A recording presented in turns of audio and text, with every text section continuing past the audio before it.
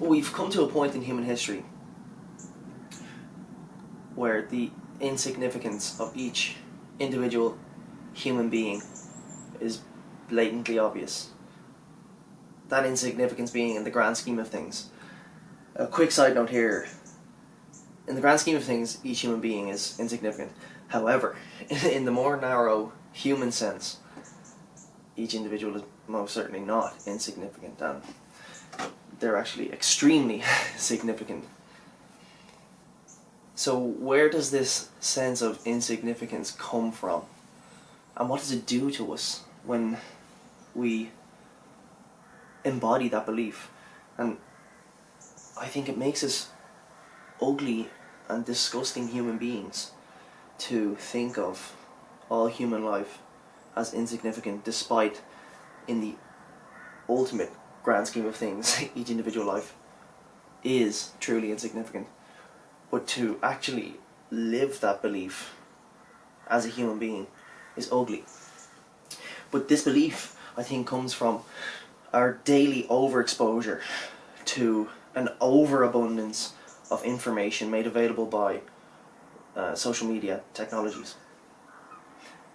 So you could just think of yourself as being exposed to social media and viewing many people's opinions on many different matters.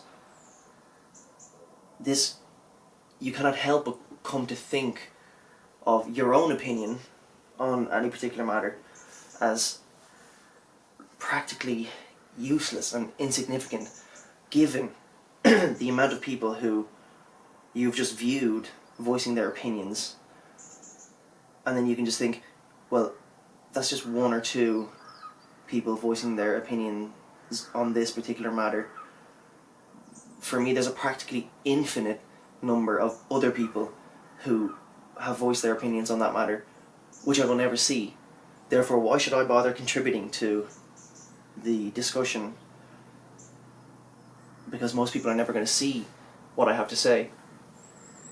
But I want to argue that you must become somebody who can cultivate their own thoughts, voice their own opinion, and contribute where you feel your contribution would be useful, instead of just allowing yourself to feel worthless and powerless in the face of your overexposure to this overabundance of information.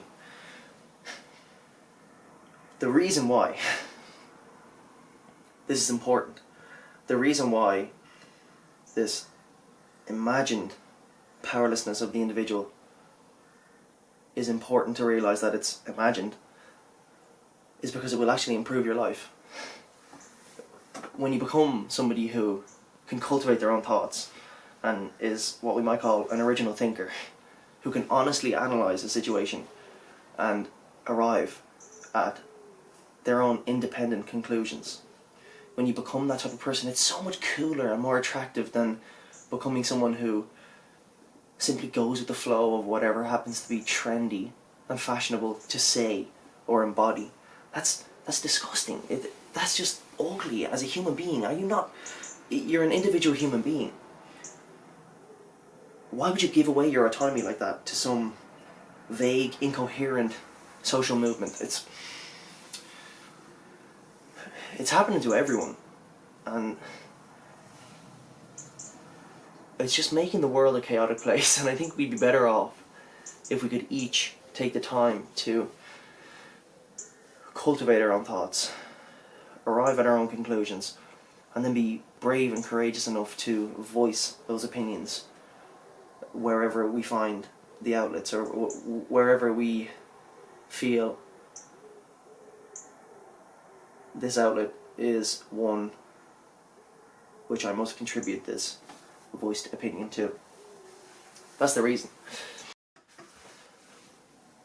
When you think of yourself, be it implicitly as a result of your overexposure to this abundance of information on social media, or explicitly stemming from some deep cynicism about the insignificance of each and every individual human life, which again ultimately is true, but in the more narrow human sense, it's quite the opposite. And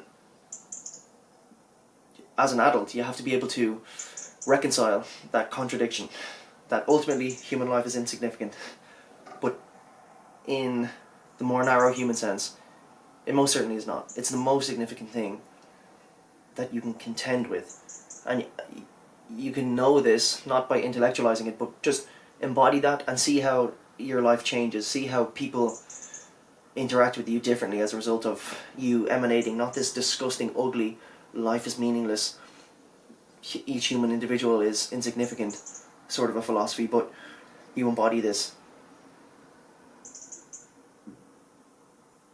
idea that, or belief, that human life is meaningful, and just see how that changes your circumstances and how that makes you feel. I guarantee you'll just feel far better. Anyway, so when you think of the individual as worthless and your being powerless, you become much more susceptible to whatever trendy social movement happens to be taking off in your day.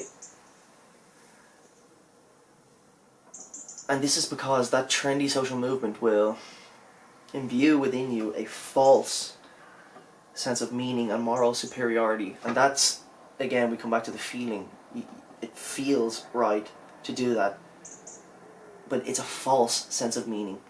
And the real deal is in your cultivating, your developing the capacity to cultivate your own thoughts. That's where the real deal of the feeling, you can actually listen to that feeling and say, okay, this is worth it.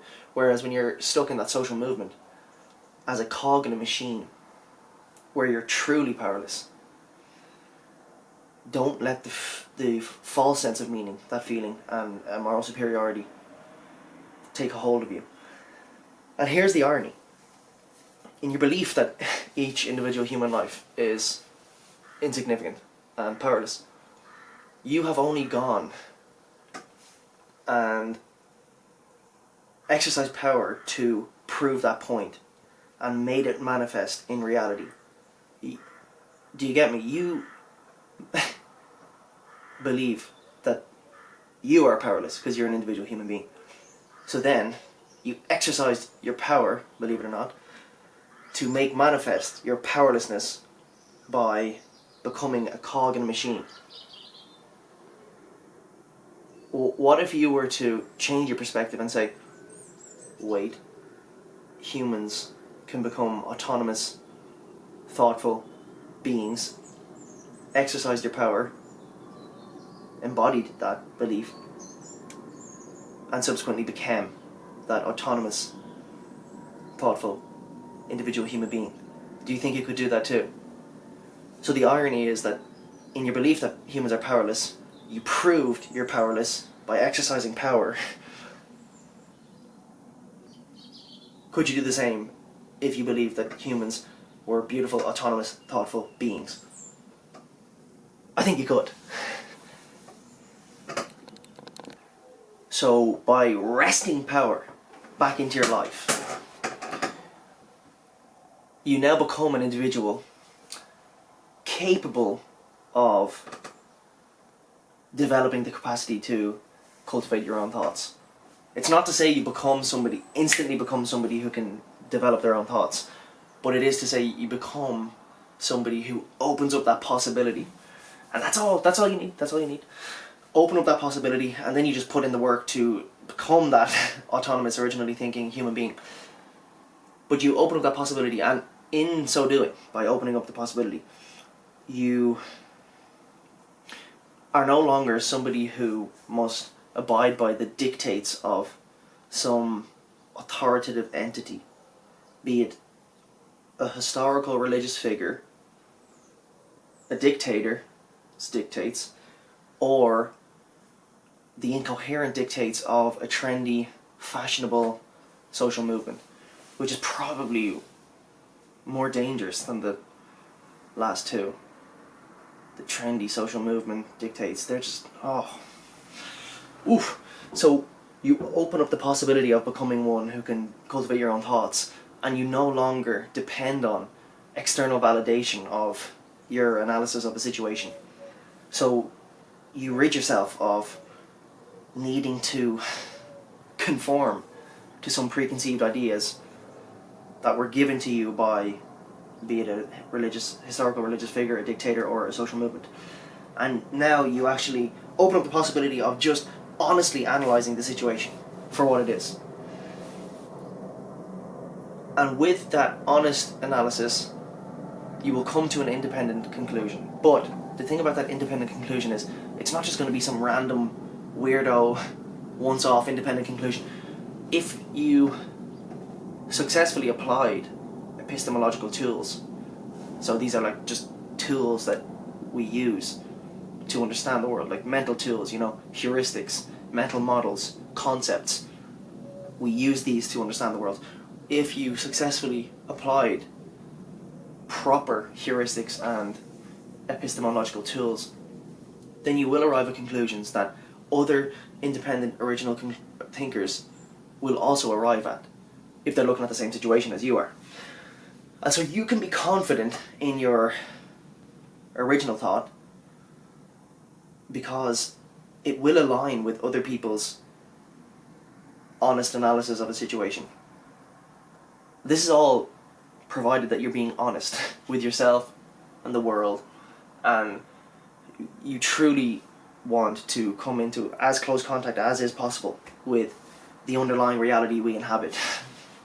That everything's riding on that. And finally, by becoming a more perceptive and thoughtful human being, ridding yourself of preconceived notions foisted upon you by some external entities or agents, or perhaps more insidiously, implicitly and unconsciously held within you. By ridding yourself of those preconceived notions, you no longer constrain yourself to a certain way of being, and you open up the world of possibilities that was always there before you, waiting for you to see. And obviously this is related to the last 2 points.